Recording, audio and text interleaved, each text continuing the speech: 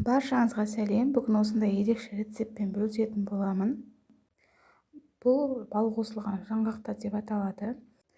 Бұл қоспаның өте пайдасы зор, иммундық жүйеңізді нығайтады және ең басты анемиядан арылуға көмек береді. Маған тіпті дәрігердің өзі осы рецептті ұсынды. Және алдағы уақытта да түрлі рецепттерді жібере алмас үшін подписаться батырмасын басып тіркеле кетіңіз. Ал енді бисмилля деп жұмысымызды бастайық. Балды жаңғақ қоспасына мен өзімнің үйімдегі бар заттарды қостым. Дәл осы заттарды ғана қосу керек деген қатып қалған рецепт жоқ. Өзіңіздің сүйіп жейтін жаңғақтарыңызды немесе үйіңізде бар жаңғақ осындай мейіз дәнектеріңізді қоса берсеңіздер болады. Және құрамына өзіңіз қосып жатқан қоспаларды, яғни мейіз, дәнек, олардың барлығын алдын ала жуып кептіріп алғаныңыз дұрыс. Себебі бұлар сатылып жатқан кезде беті ашық, шаң болуы мүмкін. Мен қосып жатқан қоспамның тек мейізін жуып кептіріп алдым, ал жаңғақты мен шағылған жаңғақ емес, өзім қолдан шағыптым, сондықтан ұсақталып та кетті. Оны жууға өте ыңғайсыз болды.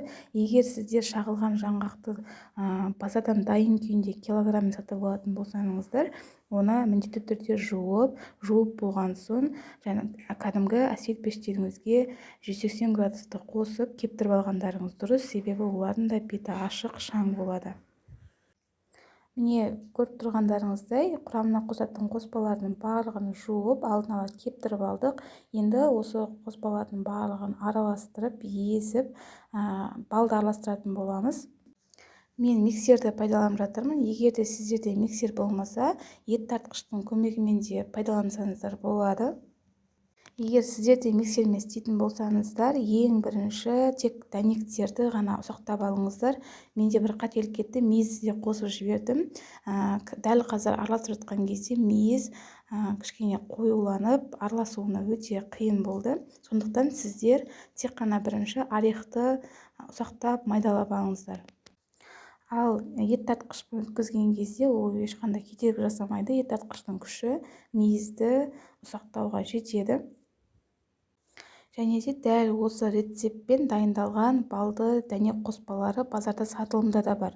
Бірақ енді сіз өз қолыңызбен жасағанға не жетсін? Тіпті мен мейізді алған кезде мейіздің 3 түрі бар деп айтты.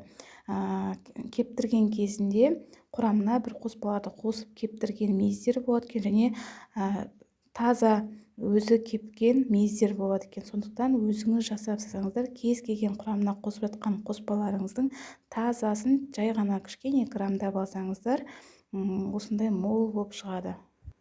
Міне құрамына қосқан қоспалардың барлығын ұсақтап езіп алдым. Енді бір ас қасық таза балды қосып жатырмын. Тағы да балмен жақсылап араласқанша араластырып аламын. Міне дайын болды. Енді дайын болған балды дәнек қоспасын осындай арнайы стеклянный банкіге сақтағандарыңыз жақсы. Холодильникте бірнеше айлап сақтай бересіздер, ешқандай құрамы өзгеріп кетпейді. Сондықтан пластмасс ыдысқа емес, осындай стеклянный банкаларға сақтағаныңыз дұрыс. Тіпті үйде отырған ханымдар дәл осы балды дәнек қоспасын жасау арқылы үйде отырып та табыс табуыңызға болады. Міне біздің балды дәнек қоспасын дайын болды. Енді күнде таңертең аш қарынға бір шай қасықпен ішіңіз жеткілікті. Енді бұл қоспаның пайдасын тағы да айта кетейін. Ең бірінші гемоглобинді көтереді, анемиядан арылуыңызға көмектеседі. Бұны маған дәрігердің өзі рецепт ретінде жазып берді. Және де бұдан да басқа иммундық жүйеңізді нығайтады. Тұмау, суық тиюдің алдын алады. Жүрек бұлшықетінің қызметін жақсартады. Және де қазақша контенттің дамуына үлес қосып, каналыма тіркеле кетіңіз.